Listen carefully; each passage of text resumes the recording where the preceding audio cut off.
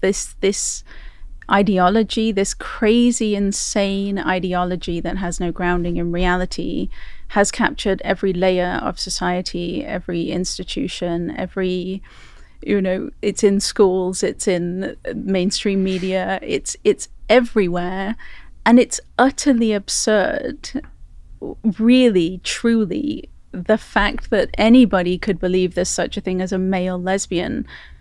It's like a 1970s comedy club homophobic joke brought to life. I'm endlessly baffled. What was it, for those who don't know, I think a lot do now, but what was it that J.K. Rowling, I mean, you can paraphrase what she tweeted. Right, I should have it imprinted in my mind. She was tweeting in support of Maya Forstater, yes, who was a tax consultant, and she had lost her job basically for saying men are not women or something like that. JK tweeted, it was a lovely tweet. It was something like, dress however you like, sleep with whatever consenting adult will have you, live your best life or whatever, but to for something about a woman getting fired for saying sex is real.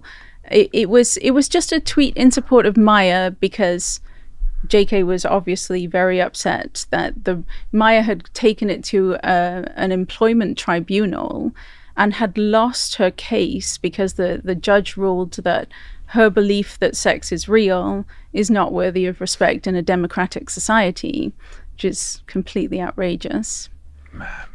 So this is a controversial thing to even ask now, but is there any evidence to support the idea that you can be in the wrong body, or that gender exists outside of sex in some tangible way?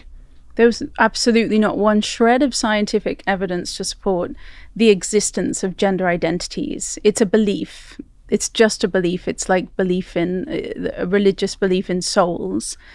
It's a belief.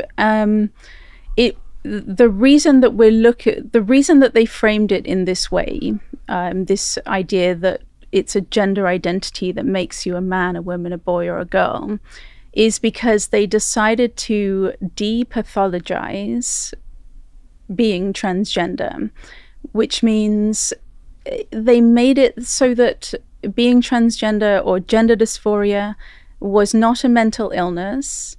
It was a perfectly natural, healthy state of being.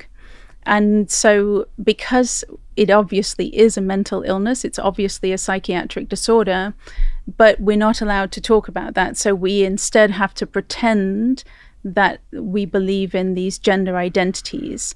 And therefore, if you have a mismatched gender identity, that's perfectly natural and healthy, and we should celebrate it.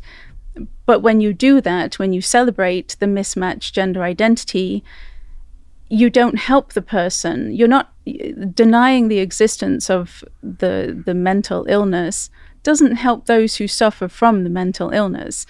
All it does is prevent them from getting the necessary care.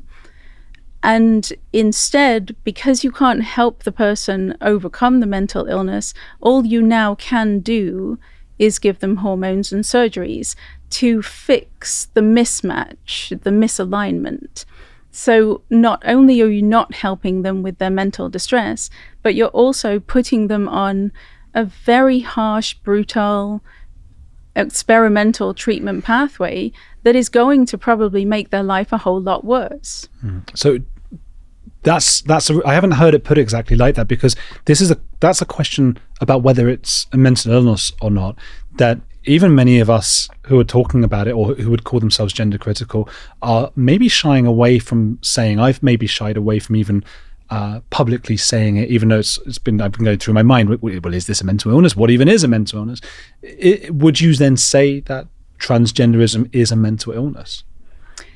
I would say that so you've got gender dysphoria is the diagnosis in the DSM. That's the American Psychiatric Association's Bible, basically the Diagnostic and Statistical Manual of Mental Disorders.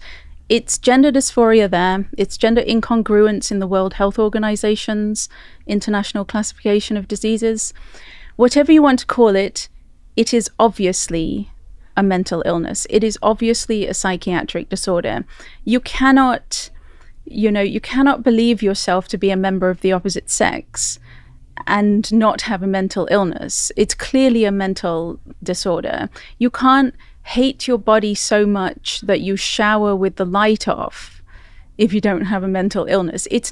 This is not a sign of good mental health to hate your body so much that you can't even look at it with the light on.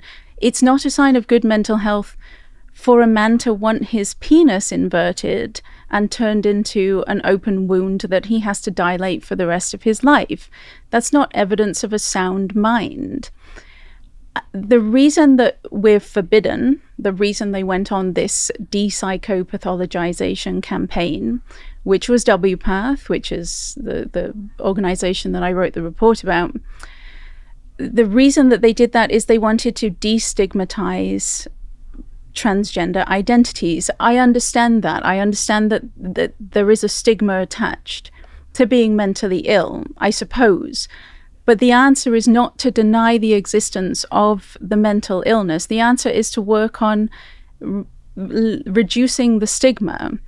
Because, if let's say there's a stigma attached to being schizophrenic, the answer is not to deny the existence of schizophrenia. That would not help schizophrenic people at all.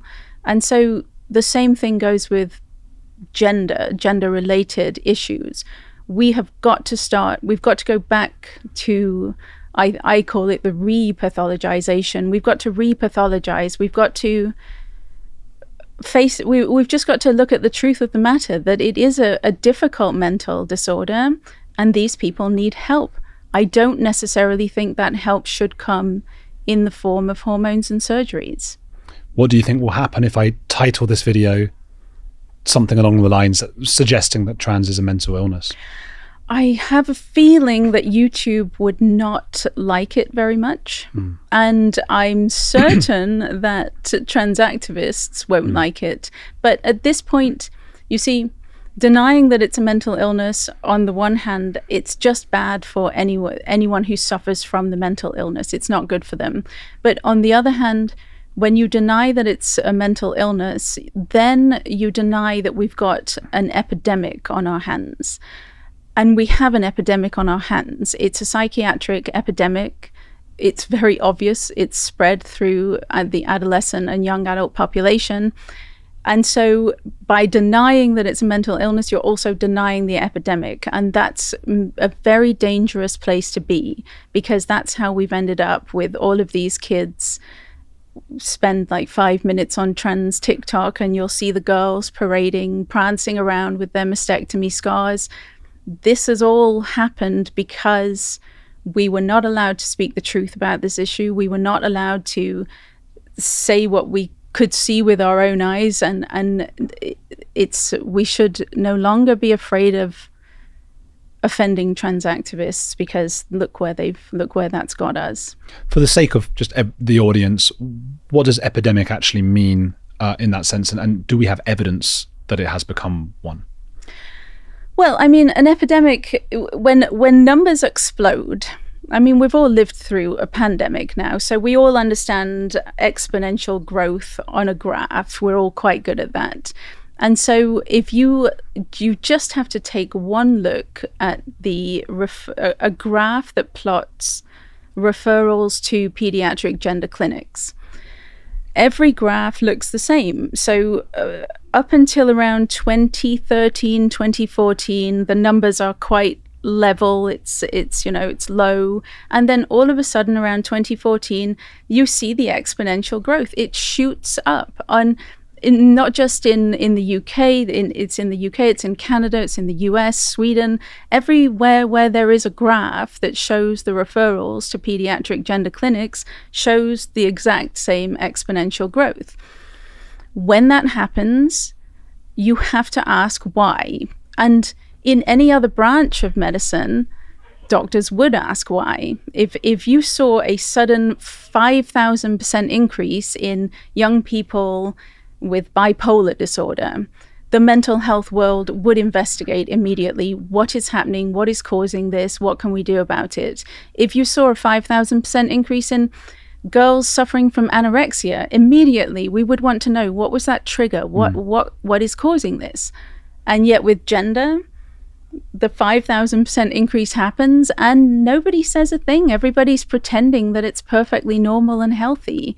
Why? Because it's gender. You're not allowed to question anything. You can only celebrate. It's almost as if we were supposed to celebrate a 5,000% increase in teenage girls showing up at gender clinics wanting their breasts cut off.